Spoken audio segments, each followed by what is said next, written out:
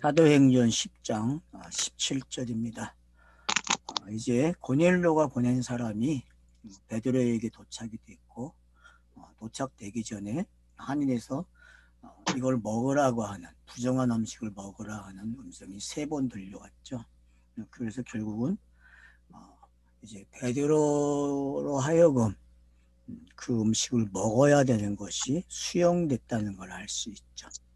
그래서 이제 17절에 보니까 베드로가 본 바 한상이 무슨 뜻인지 속으로 의아해 하더니 마침 고넬료가 보낸 사람들이 시몬의 집을 찾아 문 밖에 서서 불러 묻되 베드로라 하는 시몬이 여기 유숙하느냐 하거늘.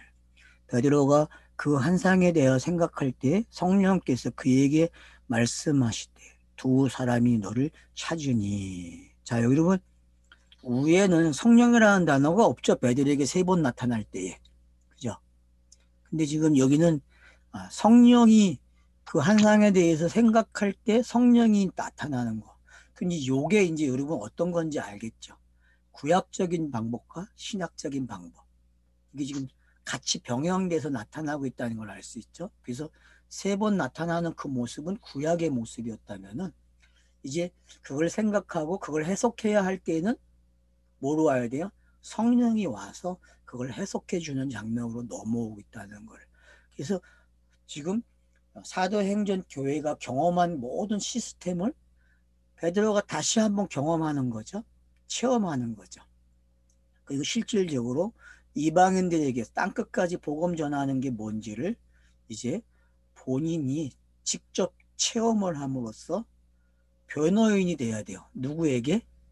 유대인들에게 가서 변호해야 돼요. 사도 바울이 복음 전하는 게 어떤 건지에 대해서 변호해 줄 수 있는 사람은 누구밖에 없어요. 여기서 예루살렘 교회는 누구? 베드로밖에 없는 거예요. 이걸 경험했기 때문에. 그래서 이제 이런 완충작용을 성경이 어떻게 만드는가를 계속 생각하셔야 돼요. 그래서 땅에서는 항상 이렇게 점프를 하면 안 좋아요. 어떤 완충작용이 필요하다는 거죠.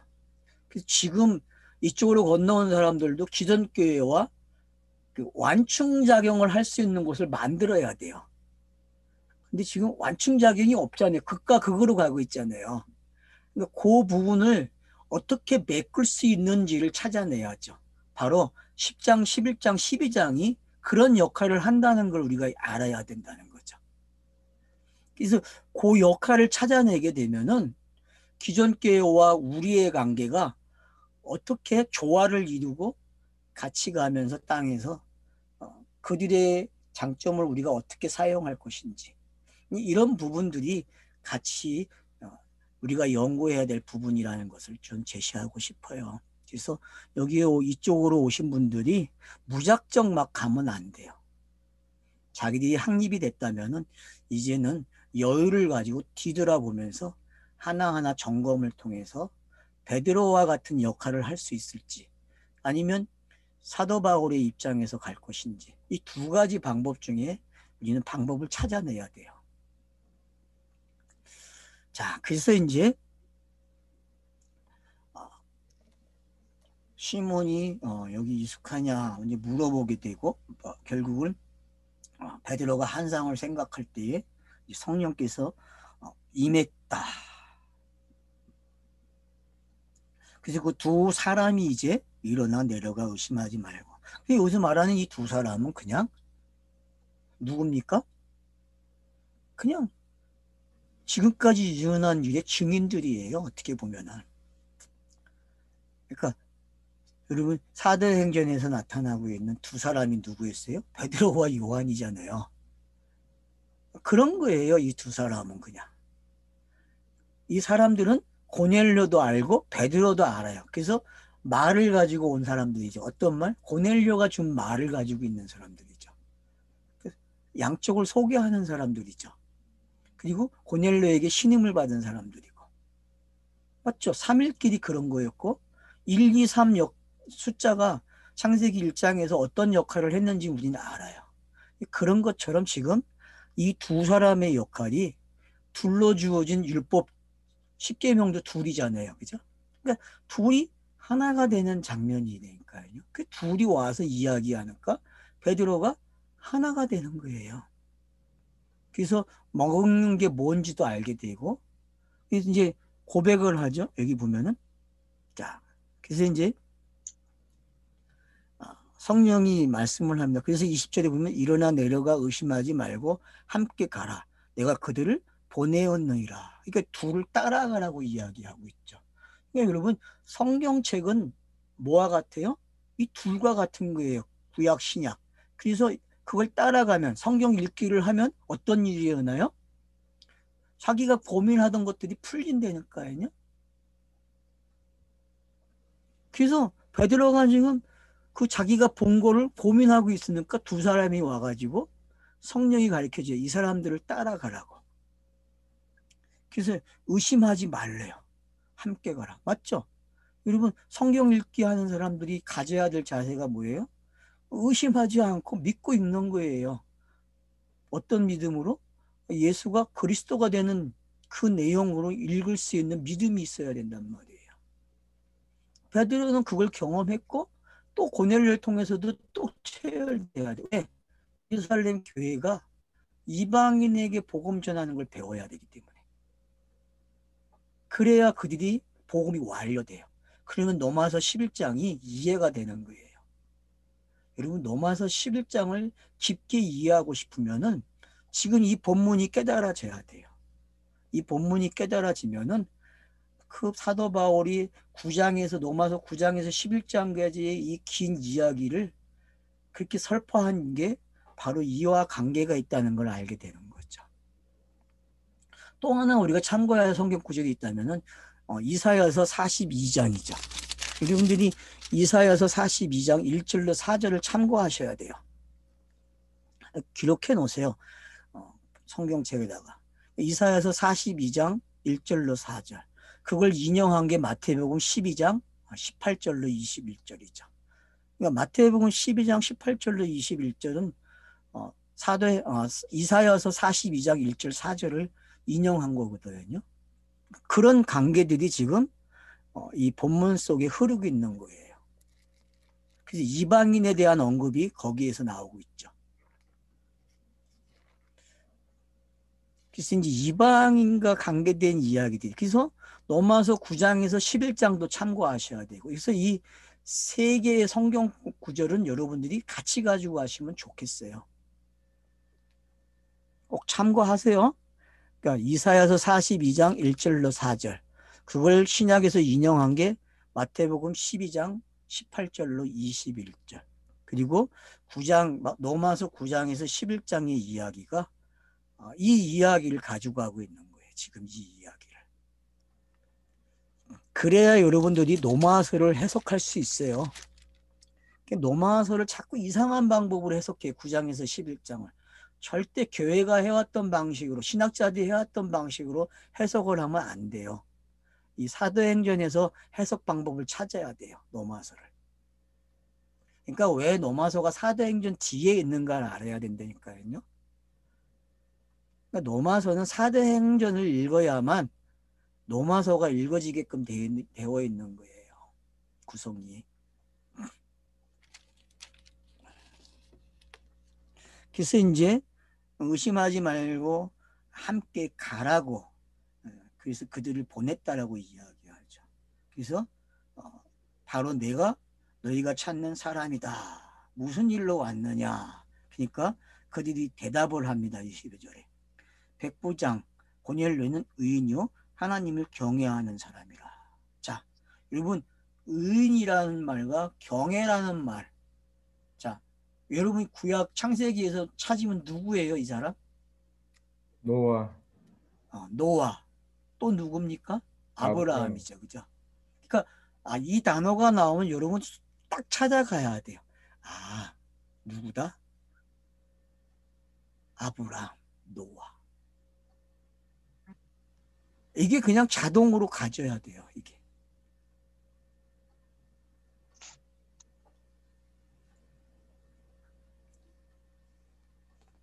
그러니까 이 사람은 지금 하나님의 차서에, 그 하나님의 복음의 차서에 진행되고 있다는 걸 알 수 있는 거죠. 그죠?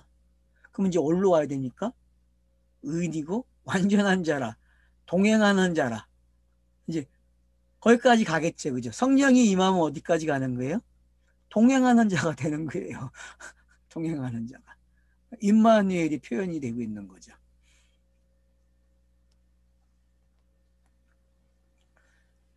유대 온 족속이 칭찬하더니 그가 거룩한 천사의 지시를 받아 땅을 당신을 그 집으로 청하여 말을 들으려 하니라. 베드로의 말을 듣고 싶어 하는 게 어떤 건지 알고 있죠. 그래서 고넬료의 기도는 무슨 기도였어요? 땅에서 이루어진 그 복음을 고넬료는 듣고 싶은 거죠. 그러기 위해서는 베드로라는 사람이 시몬으로 시작을 해야 되고, 그래서 그 시몬의 집에 있는 옛 성전에 머물러 있는 베드로를 초청에 꺼집어내줌으로써 베드로 자신도 이방인이 되는 거고, 이 이방인은 복음의 사람이 되는 게 확정되고 있는 거죠. 그러면 사도행전이 가고자 하는 그 기회에 지금 사마리아까지 왔는데, 이 사마리아에서 땅끝을 가려면은 이 준비 완충작용이 없으면은 갈 수가 없다. 왜? 예루살렘 교회에서 협력이 안 돼요. 이렇게 완충작용이 있는데도 불구하고 사도행전의 이야기를 계속 보면은 예루살렘 회의가 열리는 이유가 뭐예요? 결국 이방인들에게 복음 전하는 것 때문에 열리는 거거든요. 우리가 사도행전 15장을 보면 알겠지만은 결국 그 회의가 왜 일어났는지를 여기서부터 우리는 준비하고 가야 된다니까요. 그래야 그런 이야기들이 왜 사도행전에 기록을 해야 하는지를 알게 되고, 그러면은 로마서 9장에서 11장까지 그 유대인 이방인의 이야기가 역사적으로 이방인 이런 개념이 아니라 복음이 전파되는 관계 속에서 복음을 받은 사람들이 되는 게 어떤 건지를 설명하는 차서의 방법이지, 어떤 지역적이나 어떤 선택과 이방인 이런 개념이 아니라는 거죠. 그래서 여러분 세대주의적 관점에서 진짜 벗어나야 돼요. 그걸 못 벗어나면은 성경 읽기는 안 돼요.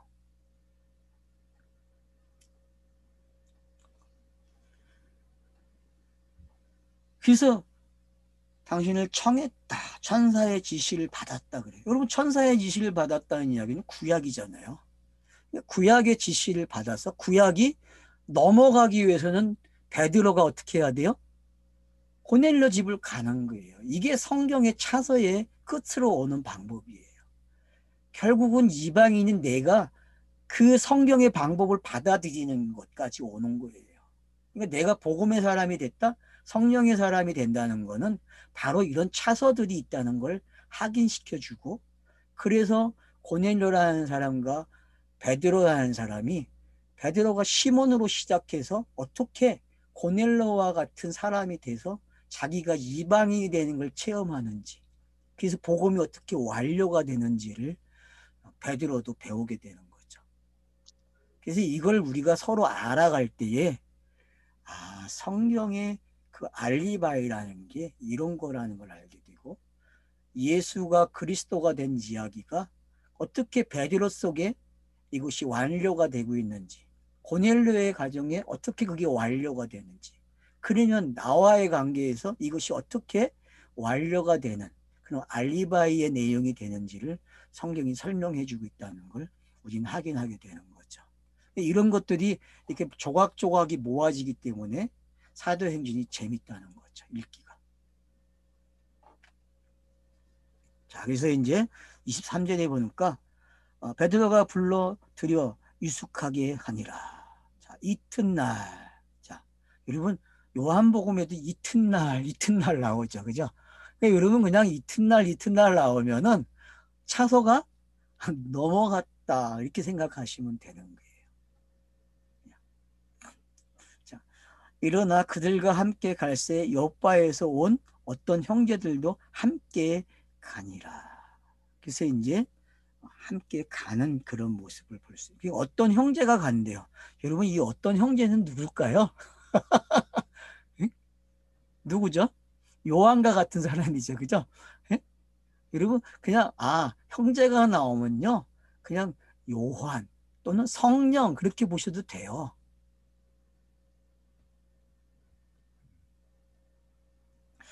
야, 이튿날 가이사랴에 들어가니 보세요. 이튿날 지금 계속 나오고 있습니다. 자, 그 가이사랴에 들어가니 고넬료가 그의 친척과 가까운 친구들 모아 기다렸다. 자, 항상 성령이 임하려면은 준비가 되어 있죠. 그죠? 사도행전에서 그 시작을 봤단 말이에요. 그래서 120명의 사람이 기도한 거와 이 사람들이 모여서 기도한 게 똑같이 지금 저자가 연결을 시켜주고 있다는 걸 아셔야 돼요. 그래서 모여서 기도한다는 게 이제 어떤 건지 아셔야 돼요. 그 말은 성경이 완료되는 걸 이렇게 가르쳐 주고 있다는 거예요. 오늘날 문자적으로 모여서 기도해야 한다 그런 이야기가 아니란 말이에요. 떡을 떼는 거, 교제하는 거 그런 모든 내용들이 지금 준비되어 있는 거예요. 뭐가 오기를? 성령이 임하기를. 그래서 성령이 임한 그 베드로가 오게 되면 그의 입을 통해서 그의 말을 통해서 성령이 쫙 타고 내려와요, 안 나와요? 내려온다니까요. 그래서 고넬료 가정 사람들이 성령이 충만해지는 거예요. 그러니 이 소식을 예루살렘 교회가 들으면 어떻게 했어요? 그러니까 베드로가 세례까지 주는 거예요. 그런 것들이 이제 뭔지 아시게 되면은 성경이 그 창세기 1장 2절에 하나님의 신이 수면에 운행하신다는 것이 어떻게 완료되고 있는지를 알 수 있는 거죠. 그 운행하시는 게 이제 좀 감이 옵니까? 이 본문에서? 그런 원고에 그런 것 내용들이 많이 있으니까 그렇죠. 예, 그 하늘의 그 빛이 음, 어둠에 비치는 그런 음, 모습으로 이렇게 보이네요. 그렇죠. 예. 그러니까 여러 가지 장면들이 지금 막 지나가야 되거든요. 음. 그래서 이제 마침내 베드로가 들어올 때에 고넬료가 맞아 발 앞에 엎드려 절하니 이 장면은 앞에서도 있었어요. 근데 어떡합니까? 절하지 말라 그러죠. 난 너와 같다라고 이야기했듯이 지금 여기서도 그런 장면들이 나타나. 왜? 구약적인 것이 어떤 건지 알게 해주는 거죠. 그래서 구약의 시대가 끝났다는 건 바로 복음이라는 게 전달되는 과정에서 천사의 숭배가 있었고 그렇지만 복음의 시대에는 그런 게 아니라는 거죠. 그래서 그런 차서들을 알게 되면은 지금 이 장면이 어떤 장면인지 알게 되고 그래서 이 장면을 아니까 이제 어떤 일이 일어납니까? 나는 너와 같은 사람이라 이렇게 이야기해요. 그래서 여기서 말하는 그 사람이라는 이미지도 우리가 이제 창세기 2장에서 그 아다마라고 하는 그 단어와 그리고 창세기 1장 26절에서 27절에서 하나님의 형상으로서의 그 사람 이야기 그런 사람 이야기들이 지금 여기에서 한번 생각해 봐야 된다는 거죠. 너와 같은 사람이라고 했을 때에 우리가 생각하는 그런 사람이 아니라는 거예요. 어떤 사람? 복음을 완료하는 사람. 그러니까 베드로는요. 예수가 그리스도가 되는 이야기를 체득한 사람이고 그걸 가지고 있는 사람이에요. 그래서 베드로를 보고 경배하려고 하니까 그러지 말래. 왜? 너와 내가 같은 사람이 됐다는 거예요. 같은 사람. 그러니까 예수가 신앙의 경배의 대상이 되지 않는 것처럼 베드로도 경배의 대상이 되면 안 되는 거예요. 뭐가 돼야 돼요? 하나가 됐다는 걸 알려주는 거예요. 하나가. 그래서 그 하나님을 알려지는 방법이 바로 여기에 있는 거죠. 종교는 그 하나님에게 가지 않고 어떤 사람에게 갑니까? 베드로와 같은 사람을 경배하게 돼 있다니까요. 숭배하게 돼 있고 오늘날 큰 교회의 목사들은 전부 다 경배를 받아요. 맞죠? 말은 경배를 안 받는다 하지만은 종교는 항상 그런 계층을 만들어낸다니까요. 종교는. 근데 종교가 아니라는 걸 여기서 설명하는 거예요. 종교가 아니라는 건 뭐예요? 니와 내가 같다 이야기하는 거예요.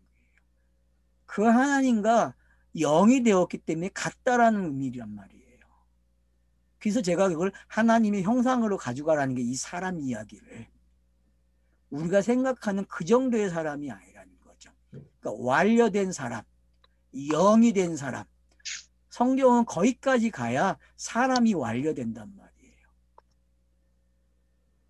그러니까 어떤 숭배의 대상이 아니죠. 근데 종교는 숭배하게 돼 있다니까요. 그래서 베드로가 하지 말라 그래요. 같은 사람이야 라고 이야기하죠. 같은 사람이라고.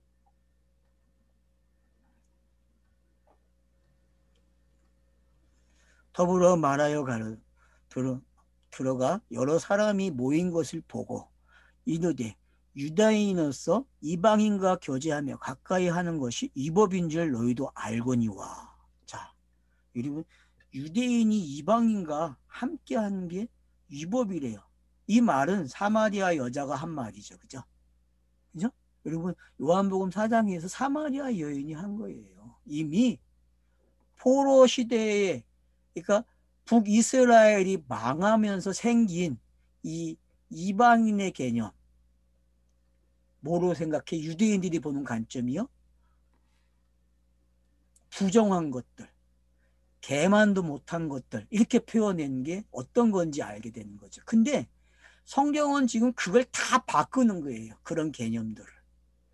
왜? 예수가 사마리아 여자에게 찾아가서 그 물의 이야기를 야곱이 준 물을 자기가 주는 성령의 물로 바꿔놓았듯이 지금 이 이야기도 그 이야기로 가고 있다는 거예요. 그래서 여러분들이 지금 이 장면은 요한복음 4장으로 갖다 놓고 보셔야 돼요.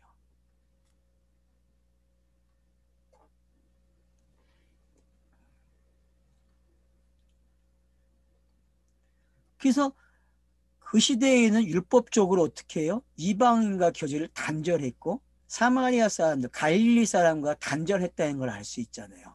근데 제자들이 다 어디서 나왔어요? 네? 이방인들이에요. 유대인들이 봤을 때요.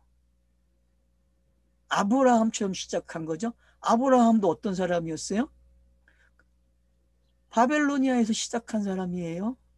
거기서 부름을 받아서 나온 사람이에요. 그리고 그가 유대인의 조상이 된 거죠. 근데 그가 유대인의 조상이 된 거는 이방인의 조상이라고 이야기하죠. 로마서 4장에서는. 그러니까 여러분들이 그런 개념을 양쪽을 다 가지는 게 어떤 건지 아셔야 된다니까요. 그러니까 베드로는 지금 아브라함이 훈련받은 절차를 다 쫓아가고 있다는 걸 아셔야 돼요. 아브라함이. 그러니까 아브라함과 견줄 수 있는 사람이 누구다? 베드로라는 사실을 좀 기억하면 좋을 것 같아요.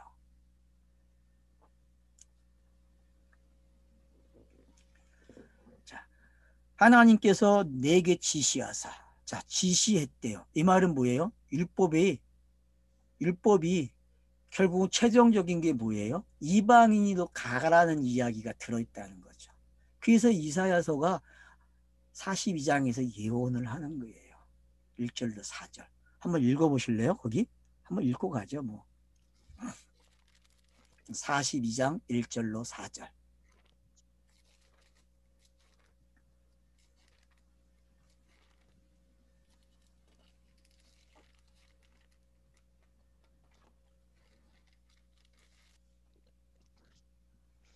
(42장 1절에 4절) 4절. 예, 내가 읽어주세요. 붙드는 나의 종 내 마음에 기뻐하는 자 곧 내가 택한 사람을 보라. 내가 나의 영을 그에게 주었은즉 그가 이방의 정의를 베풀리라. 예. 그는 외치지 아니하며 목소리를 높이지 아니하며 그 소리를 거리에 들리게 하지 아니하며 상한 갈대를 꺾지 아니하며 꺼져가는 등불을 끄지 아니하고 진실로 정의를 시행할 것이며 그는 쇠하지 아니하며 낙담하지 아니하고 세상에 정의를 세우기에 이르리니 섬들이 그 교훈을 앙망하리라. 예. 그 지금 이 고넬로의 가정에서 파송 오고 거기까지 도착한 이런 장면들이 여러분 지금 그 이사야서 42장과 맞아떨어지는 게 보입니까? 그 베드로가의 모습이 지금 어떤 모습이에요? 정의죠. 그죠? 정의. 예수 그리스도가 정의인데 그 정의의 모습을 지금 베드로가 가지고 있단 말이에요. 그 복음 전하는 자의 모습이 이렇다니까요. 그래서 이방에게 비치는 빛이 어떤 건지 알게 되고 그 빛이 정의란 말이에요. 그럼 땅이 말하는 정의가 아니죠. 땅은 정의와 공정을 이야기하고 많은 젊은 청년들이 공정을 이야기하면서 아주 이상한 것들이 발상을 가지고 있는데 성경은 세상이 말하는 공정이나 정의를 용납하지 않아요. 예수가 그리스도가 되는 걸 뭐라 그래요? 정의라 그럽니다. 결국 유대인이 이방인 되는 게 정의라니까요. 그러니까 유대인이 이방인 되는 것은 예수가 그리스도가 되는 거와 똑같은 이야기예요. 그게 몸에 익숙해져야 돼요. 그게 되면요. 성경 읽기는 아주 쉽게 되는 거예요. 그러면 요한복음 4장이 잘 읽어지는 거고 그 사람은 고넬료 가정에서 일어나고 있는 이 10장의 이야기가 아주 풍성해지는 사람이에요. 이야기가. 그러니까 지금 요한복음 4장에서 사마리아 여자에게 행해지는 일과 베드로가 고넬료 가정에서 행해지는 일들을 보세요. 그러면 여러분 똑같은 이야기라는 걸 알 수 있어요. 왜? 사도행전의 그 이야기와 요한복음의 이야기가 함께 읽어져야 뭔가가 정확하게 읽어지는 게 나타난다니까요. 제가 그래서 그 3장의 요한복음 3장의 이야기는 유대인이 거듭나는 이야기고 4장은 뭐라고 했어요? 이방인이 거듭나는 이야기라고 얘기했잖아요. 기억하시죠? 네. 그런 장면들이 지금 베드로라는 사람을 통해서 유대인과 이방인을 통하는 이야기가 어떤 건지를 우리가 볼 수 있는 거죠. 이런 것들을 여러분이 같이 가지고 가시면은 성경 읽기를 참 잘하고 있는 거죠.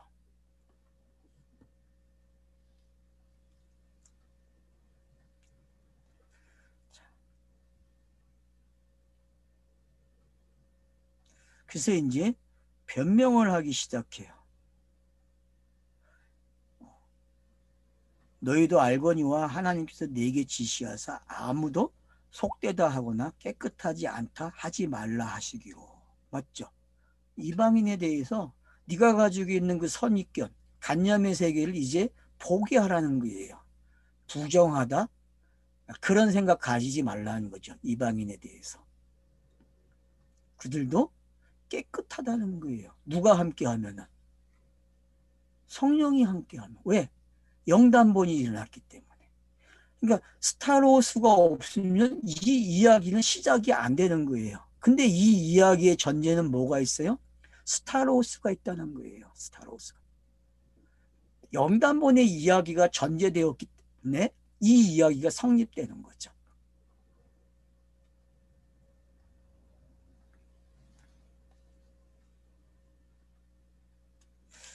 부름을 사양하지 아니하고 왔노라. 묻노니 무슨 일로 나를 불렀느냐. 이제 사도행전이 말하고 싶은 데까지 왔죠. 그죠? 사도행전이 말하고 싶은데 지금은 절차를 밟았어요. 어떤 절차요?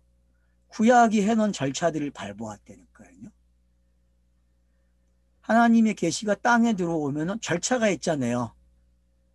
영단본이 일어나고 성령이 오시기까지의 그 절차. 그게 지금 순서대로 이야기가 되어진 거예요. 차서들이. 자, 그러니까 이제 이야기가 시작이 됩니다. 고넬료가 이제 내가 나흘 전 이맘때, 자, 여러분 나흘이라는 단어 이제 알죠? 성경에서. 나흘이 되면 뭐가 되는 거예요? 사흘, 나흘, 3일길. 뭐 이런 게 다 지금 뭔지 여러분이 여기 딱 들어와야 된다니까요. 그러면 이날은 무슨 날이에요? 부활이죠? 부활이에요, 여러분. 그러면은 새날이 시작된 거예요. 새날, 새 창조.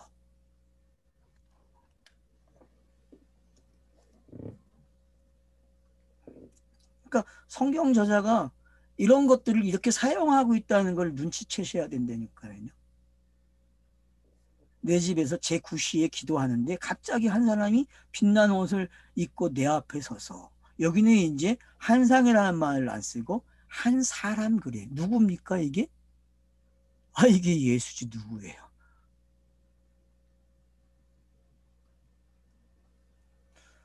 빛나는 옷을 입고 있대요. 여러분 요한계시록에 입고 등장하는 옷이죠. 그죠? 맞죠? 요한계시록 1장에 예수가 그리스도가 된 모습을 어떻게 보여요? 이 옷을 입은, 빛나는 옷을 입은 상태로 등장하고 있잖아요. 그래서 그 하늘나라 보좌에 앉아있는 예수의 모습이 이 옷을 입고 있는 모습이죠. 그죠? 승리한 자의 모습이죠. 그러니까 영단번에서 부활했다는 게 어떤 건지를 지금 이 고넬료의 이 간증을 통해서 볼 수 있는 거죠. 말하되 고넬료야, 하나님이 내 기도를 들으시고 내 구제를 기억하셨으니. 그래서 구제라는 단어는 뭐예요? 이웃에게 사랑을 넘겨주는 거잖아요. 구제는 그런 거예요. 그러니까 교회가 생각하는 구제, 그건 구제가 아니. 성경이 사용하는 구제는 뭐예요? 복음을 넘겨주는 걸 구제라 그래요. 복음을 전달해 주는 거. 그러니까 입으로 전도하는 걸 뭐라 그래요? 구제라 한다니까요. 그거를 어원은 엘레오스라고 긍휼에서 글로 엘레오스네 엘레모스네 국률에서 왔어요. 그러면 긍휼에 여러분 엘레 진노라는 단어와 국률을 알면 되죠. 진노로 시작해야 뭐가 나와요? 국률이 나오죠. 노마서에서. 그러니까 그걸 우리가 알면은 지금 이 국률을 구제했다는 말이 이제 어떤 건지 알게 되는 거죠. 국률을 베푼다? 그 얘기는 뭐예요? 하나님이 계시를 주기 시작했다는 거예요. 그래서 결국 어디까지 끌고 간다는 거예요? 그 자리까지, 완료된 자리까지 온 걸 뭐라 그래요? 구제 그래. 하나님이 하시는 일들이죠. 그걸 누가 했어요? 이름이 한 거예요. 고넬료가 가지고 있는 이름이 뭐라 했어요? 뜻이. 뿔 예, 뿔이잖아요. 하나님이잖아요. 하나님. 그러니까 고넬료는 누구를 대신해서 나타나고 있는 사람이에요? 그 하나님이 하는 거예요. 그러니까 그 하나님이 하시고자 하는데 그 일의 진행을 누가 해야 돼요? 베드로가 와야 돼요. 왜? 베드로는 예수의 직속 제자예요. 그러니까 그가 동참을 하게 되고 그 내용에, 그래서 어떻게 완료가 되고 있는지를 성경이 설명해 주고 있는 거죠. 그래서 고넬료라는 사람과 시몬이라는 사람이 어떤 사역을 가지고 뭘 만들어내고 있는지를 알게 되면은 결국은 이방인에게 복음 전하는 게 최종적인 성경이 완료되는다는 걸 알아요. 유대인에게 복음을 전한 거로 끝나는 게 아니라 유대인으로서 이방인에게 복음 전하는 게 성경이 완료라는 걸 기억해야 한다는 거죠. 근데 많은 사람들은 예루살렘 교회로 지금도 돌아가자 그래요. 교회가. 여러분 예루살렘 교회로 돌아가면 안 돼요. 뭐가 돼야 돼요? 예루살렘 교회에서 이방인에게 복음 전하는 게 돌아간다는 얘기는 열매가 전달돼야 되죠. 이렇게 완료가 됐다고. 당신들에게 전달된 이 복음이 여기 와서 완료됐으니까 내가 하나를 줄게. 하나를 내가 보내주면 당신들도 완료가 된 거야 라고 확증해 주는 거죠. 그런 게 우리가 사도행전에서 봐야 될 이야기고, 이게 정리가 돼야 서신서들이 읽어지는 거예요. 서신서들이. 이게 정리가 안 되니까 서신서가 잘못 읽어진다는 거죠.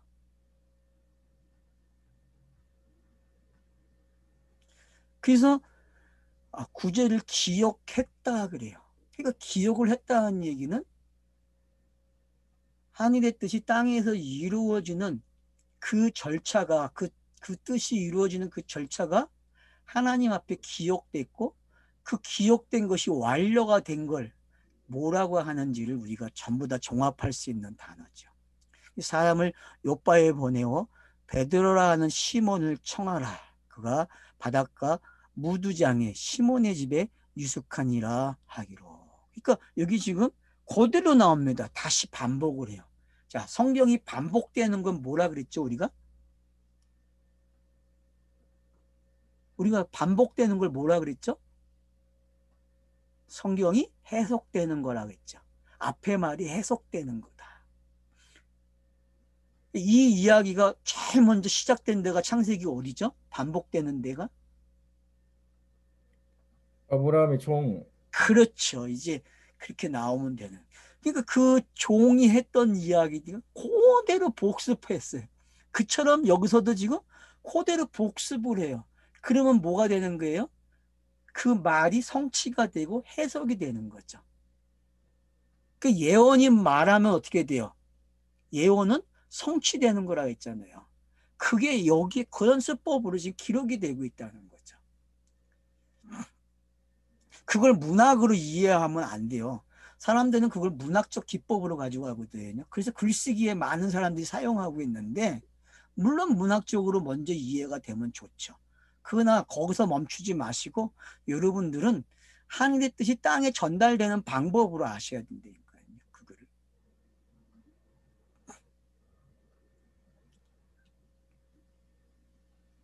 내가 곧 당신에게 사랑을 보내었는데 오셨으니 잘하였나이다. 이제 우리는 주께서 당신에게 명하신 모든 것을 듣고자 하여 다 하나님 앞에 있나이다. 아주 중요한 말씀이죠. 어떻게 보면은 요 10장의 중심 구절이 나온 거예요. 중심 구절. 사도행전이 하고 싶은 말이죠.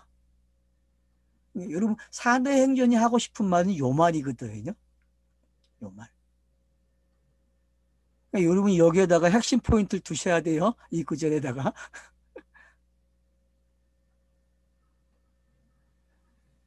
베드로가 입을 열어 말하되 내가 참으로 하나님은 사람의 외모를 보지 아니하시고. 그래서 여러분 이제 사람의 외모를 보지 않는다는 게 어떤 건지 좀 새롭게 접근하면 좋을 것 같아요.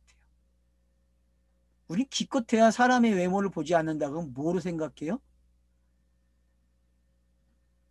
여러분 교회 사람들이 이 말 딱 사용하면 뭐로 생각하죠?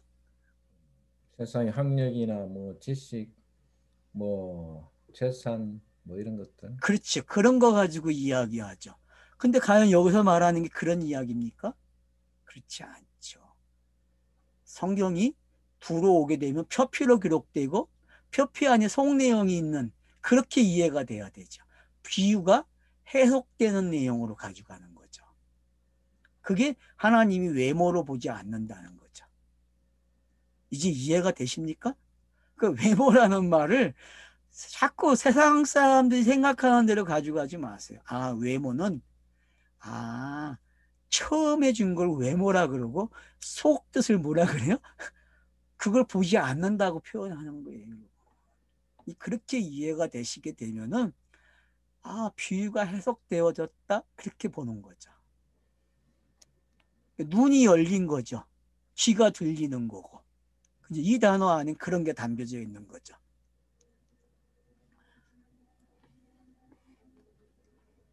각 나라 중 하나님을 경외하며 의를 행하는 사람은 다 바르신 줄 깨달았도다. 맞죠? 이 외모라는 말이 해석이 됐죠. 그죠? 35절에서. 하나님을 경외하며 의를 행하는 사람은 다 받으시는 줄 깨달았다. 의를 행하는 사람이 누구밖에 없어요. 성경은 의를 행하는 사람은 예수가 그리스도가 된 것밖에 없어요. 성경의 의는요. 그러니까 그걸 행하는 사람이 누구예요? 예수가 객체라면 우린 주체라 그랬죠. 그래서 알리바이라는 단어는 결국 내가 의를 행하는 사람이 되는 거죠. 왜? 그게 로마서에서 이야기하는 주제잖아요. 믿음으로 의로웠다라고 이야기하는.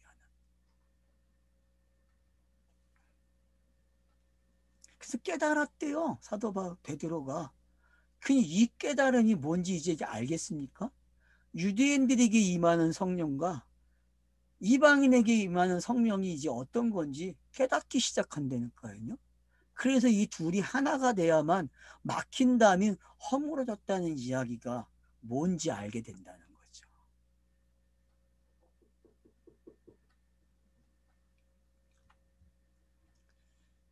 (36절) 보세요. 그게 깨달음이 뭔지를 이야기합니다. 만리의 주 되신 예수 그리스도로 말미암아 화평의 복음을 전하사 이스라엘 자손에게 보내신 말씀 곧 요한이 그 세대를 반포한 후에 갈릴리에서 시작하여 온 유대에 두루 전파된 그것을 너희가 알거니와 하나님이 나사렛 예수에게 성령과 능력을 기름 붓듯 하셨으며 그가 두루 다니시며 선한 일을 행하시고 마귀에게 눌린 모든 사람을 고치셨으니 이는 하나님이 함께 하셨습니다. 자, 여기까지가 공생의 사역 내용이죠. 그죠? 이게 공생의 여러분 지금 이 언급한 게 공생에 짤막하게 잘 요약했죠. 그러니까 여러분, 그러니까 우리가 이제 마태복음, 마가복음, 누가복음을 하지만 요거 알고 가야 돼요. 요 구절을. 이거 꼭 기억하세요. 몇 장이요? 10장? 36절로 38절까지 있는 이야기. 이게 지금 어떤 건지 아시면 된다니까요. 그리고 이제 우리는 유대인 땅과 예루살렘에 그가 행하신 모든 일의 증인이라. 이게 이제 사도행전에서 시작된 이야기죠. 그죠? 1장부터 시작된 이야기란 말이에요. 이 이야기가 39절에. 그래서 지금 베드로가 이렇게 복음을 정확하게 설명할 수 있는 거는 누구 때문에 되는 거예요? 고넬료라는 사람 때문에 베드로가 자기가 증인이 된 이 가정들이 고넬료 가정에서도 일어나야 되고 저와 여러분에게도 일어나야 되는 가정이라는 거예요. 이 가정들이 일어나는 걸 우리는 뭐라 그랬어요? 이걸 묵상하는 거다. 또는 알리바이라 이렇게 표현한 거란 말이에요. 재현된다 그러는 거죠. 예수 그리스도가 내게 재현되는 걸 고넬료도 일어나고 베드로도 일어나고 지금 이 본문을 읽고 있는 독자들에게 일어나고 있다니까요. 이런 것들이 체험되면은 그 사람을 뭐라 그래요? 성도라 그러는 거죠. 그런 사람을.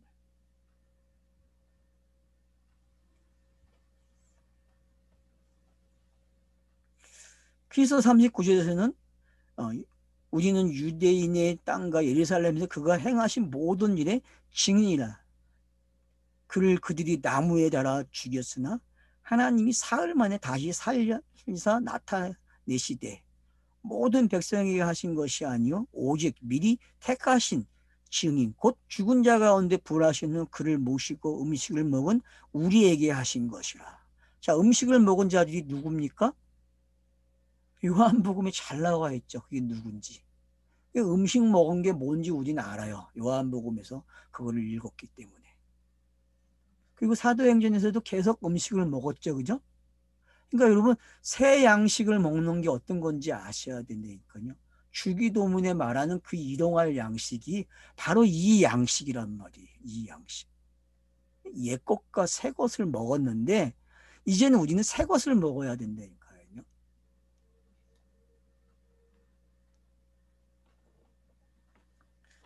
그러니까 성찬식에서 마지막 성찬식에서 먹었죠. 요한복음 13장에서 또 오병이어에서도 먹었죠.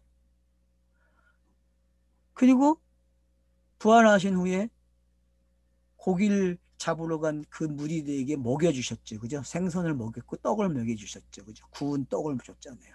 그런 모든 장면들이 지금 여기에 언급이 되고 있는 거죠.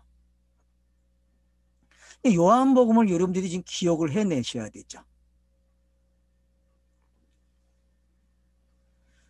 그러니까 우리에게 명하사 백성에게 전하시되 하나님이 살아있는 자와 죽은 자의 재판장으로 정하신 자 곧 이 사람을 인 것을 증언하게 하셨고 누굽니까? 예수가 그리스도가 됐다는 걸 증언하고 있는 거죠. 그에 대하여 모든 선지자도 증언하되 그를 믿는 사람들이 다 그의 이름을 힘으로 제사함을 받는다 하였나이다. 자, 그러니까 모든 사람들이 제사함을 받는데 그럼 여기서 말하는 제사함이 도덕윤리의 제사함이 아니라는 걸 기억해야 합니다. 자꾸 제사함 그러면 도덕윤리로 가요. 자기는 그렇게 아니라고 생각하는데 제가 말하는 걸 들어보면 전부 도덕윤리에서 제사함 받는 이야기예요. 여러분들이 대화를 해보세요. 그러면은 많은 사람들이 이 방송을 듣고 있는 사람들조차도 항상 말의 시작이 어디서 나오냐? 제사함 그러면 자기는 아니라고 하는데 도속윤리와 관계된 말을 하고 있다니까요. 그래서 여러분 빨리 수정하셔야 돼요. 교정하셔야 돼요. 제사함이라는 단어는 그런 게 아니에요. 뭐라 그랬죠? 여러분 율법 주신 걸 뭐라 그래요? 예? 물질 창조한 걸 뭐라 그래요? 보이게 준 걸 뭐라 그래요? 그게 죄잖아요, 여러분. 그걸 제거하는 거. 그래서 신지식을 주는 게 뭐예요? 그게 죄가 없어지는 거라 그랬잖아요. 신지식이 없는. 신지식이 없는 상태가 죄고, 그래서 그 신지식을 가리키기 위해서 두려운 모든 보여지는 것도 죄예요. 그래서 죄를 사하는 방법이 필요해요. 그게 뭐예요? 예수라고 하는 그 보이는 거의 최종적인 모습, 예수. 그래서 그 예수가 죄인이 되는 거죠. 죄가 없는데 죄인이 돼서 그 모든 죄의 내용을 가져가는 걸. 그걸 우리는 죄라고 이야기했단 말이에요. 근데 각자가 꼭 생각하셔야 돼요. 죄라는 용어를 아직까지도 여러분들이 교정이 안 돼 있어요. 표현하는 게. 꼭 좀 더 교정이 되기를 저는 바랍니다. 그래서 정확한 표현들을 하시길 원해요. 막연하게 여러분 표현하지 마세요. 이런 건 분명해져야 됩니다. 그래서 제사함을 얻었다. 이 말이 여러분 어떤 건지 아셔야 돼요. 결국은 깨달은 걸 뭐라 그래요? 깨달은 걸 제사함을 얻었다 그러는 거예요. 옛것과 새것을 쓸 수 있는 청지기가 되면 그걸 뭐라 그래요? 제사함을 받았다. 비유가 해석된 걸 뭐라 그래요? 제사함을 받았다 그러는 거예요. 그러니까 옛것에 머물러 있으면 죄인이 되니까요. 자, 한번 표현을 해보세요. 자, 옛것에 머물러 있는 게 죄인이다. 여러분 동의하십니까? 네? 네. 네, 동의가 돼야 돼요. 그러니까 이게 돼야 제사함이 뭔지 정확하게 이해가 된단 말이에요. 제사함.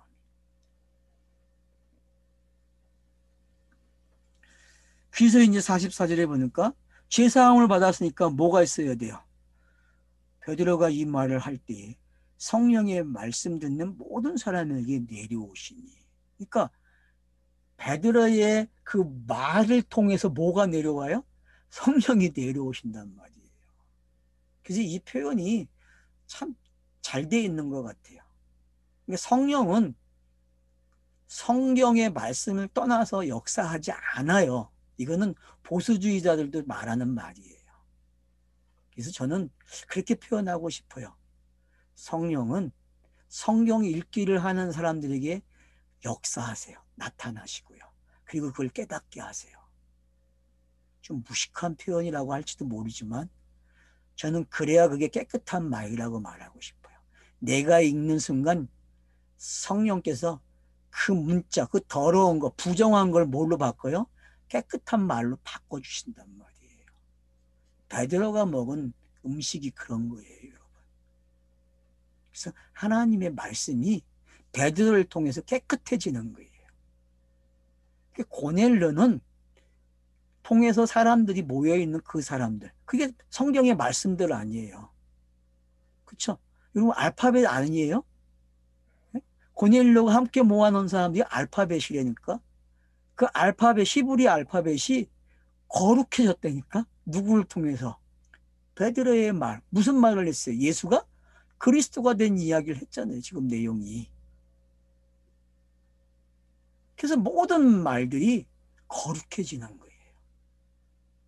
그러니까 성령이 충만해지는 거죠. 말들이 거룩해졌다는 것은 결국 그 말을 들은 사람이 거룩해지는 거죠.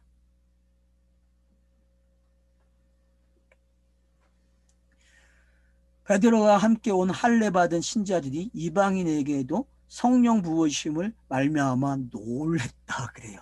여러분 사도행전에서 이 이야기가 왜 어떤 중심을 이루고 있는지 아셔야 돼요. 그래서 완충작용이라는 말이 이제 뭔지 알겠죠? 예? 이런 숫자들이 늘어나게 되면 예루살렘 교회가 사도 바울이 복음 전하는 거에 대해서 어떻게 생각해요? 여러분 이제 그대로 안디옥 교회에 대해 이야기가 11장 가면 나오잖아요. 그런 이야기들이 어때요? 예루살렘 교회가 듣기에 완충작용이 생겨서 용납이 된다니까요. 그러니까 결과적으로 나라는 옛 사람이 사랑을 받는 게 뭔지 알아야 돼요. 이웃을 사랑하는 게 여러분 내게 사랑하는 거거든요. 급속하게 먹이는 게 아니라 조금씩 조금씩 완충작용을 통해서 먹여줘야 돼요. 근데 우리는 너무 소낙비를 먹여줬다니까요. 저도 여러분에게 한 방법이 소낙비였는데 이제 방법을 바꿔야 돼요. 이게 늦은 비와 이른 비를 같이 동원돼야 된다니까요. 그래서 완충이 일어나야 돼요. 완충이. 기다려주는 시간이 필요하다는 거죠. 땅에서는. 그런 것들을 우리가 함께 깨달아야 됩니다. 그래서 이에 베드로가 이르되 이 사람들이 우리와 같이 성령을 받아서 누가 능히 물로 세례 베품을 금하리요. 여기서 물로 세례를 베푼다는 의미는 그냥 로마서 6장의 의미로 가져가세요. 뭐예요? 로마서 6장이 예수와 함께 죽는 걸 가르쳐 줬잖아요. 세례가 같이 사는 이야기로. 그러니까 이게 세례가 해석되는 이야기로 가져가세요. 문자적으로 세례를 받는다 그렇게 생각하지 마시고 그냥 로마서 6장의 의미를 그냥 갖다 놓으세요. 여기는. 그러면 말하기가 편해지고 좋아요. 더. 괜히 세례 요한의 세례 가져오지 마시고 교회가 말하는 세례 가져오지 마세요. 기회가 되면은 고린도전서에서 이야기하는 그런 것들을 한번 생각해보고 시간도 가지면 좋겠죠. 그래서 성찬식과 세례가 뭔지. 성례식에는 뭐가 있어요? 세례와 성찬식이 있죠. 그죠? 이 두 개가 지금 교회가 행해지고 있는데 여러분 이 두 이야기는요. 하나의 상징이에요. 상징. 복음이 어떻게 전달됐는지를 상징적으로 땅에서 어떻게 완료가 됐는 걸 설명하는 표적의 사건이지 이게 교회가 계속 가지고 있을 사건이 아니라니까요. 그런 부분들이 이제 앞에서 기회가 되면 설명할 수 있는 시간이 있겠죠. 그래서 베드로가 지금 세례를 베푼다는 게 어떤 건지 거꾸로죠. 여러분 어때요? 베드로는 뭐부터 받았어요? 세례 요한의 세례 먼저 받았죠. 그죠? 그리고 성령의 세례를 받았어요. 근데 이방인이 이 고넬료는 어때요? 그 모여있는 모든 사람들이 성령이 먼저 임하고 그러고 나서 세례를 받는 거예요. 그러면 바로 이 성령이 임한 것을 설명하는 게 뭐예요? 세례죠. 그래서 로마서 6장은 성령이 임한 걸 설명한 게예요. 그러니까 깨달은 거, 내용으로 받아들인 걸 로마서 6장은 설명한 거죠. 그래서 여러분들이 세례나 성령세례, 물세례나 성령세례는 같은다라고 가지고 가시면 좋을 것 같아요. 이거 가지고 학자들이 싸워요. 지금도요. 성령세례를 받아야 되냐, 물세례를 받아야 되냐 싸우고 있다니까요. 성령 충만이 뭐냐 가지고 또 싸워요. 사도행전 가지고. 근데 여러분 성령 충만, 세례 받는 거 다 뭐예요? 깨닫는 거예요. 깨닫는 거. 그래서 넘어와서 6장으로 가면 다 맞아요. 여러분. 성령의 이야기든 세례든 물세례든 넘어와서 6장은 통합적으로 설명하고 있는 거예요. 그래서 여러분들이 넘어와서 6장에서 성령 세례와 물 세례가 여러분 하나가 되는 게 어떤 건지 아시면은 이 문제가 해결이 돼요. 성령이 임했는데 왜 물세례를 줍니까? 물세례를 통해서 성령 세례가 뭔지 설명되는 거죠. 그죠? 해석해 주는 거예요, 여러분. 마찬가지로 세례 요한으로 시작되는 그 세례들이 결국은 예수가 주는 세례와 어떤 일치가 있는지도 우리 또 따져봐야 되거든요. 역사적으로는요. 그러나 별 의미가 없어요. 그 따지는 게. 왜요?